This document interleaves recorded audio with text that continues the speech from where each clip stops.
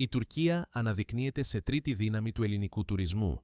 Η απόβαση των 2 εκατομμυρίων και η αλλαγή του χάρτη έφερε την ιστορική ανατροπή στον ελληνικό τουρισμό, με τη γειτονική χώρα να φιγουράρει πλέον στην τρίτη θέση της αγοράς μας, πίσω μόνο από Γερμανία και Αγγλία.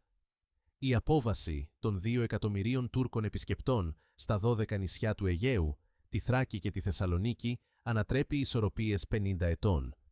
Ποια είναι όμως η πραγματική αιτία? Πέρα από τη Visa Express, ο κύριος καταλύτης είναι οικονομικός. Η πρωτοφανής ακρίβεια των αγαθών στην ίδια την Τουρκία.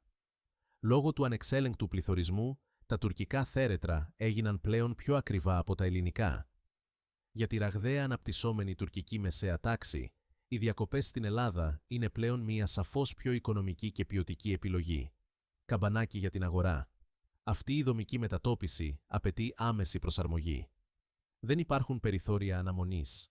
Η ελληνική αγορά χρειάζεται τώρα στοχευμένες ενέργειες και εξειδικευμένους ταξιδιωτικούς συνοδούς που να κατανοούν το νέο προφίλ αυτών των τουριστών και να συμβάλλουν στην ποιοτική αναβάθμιση όλων των τουριστικών υπηρεσιών.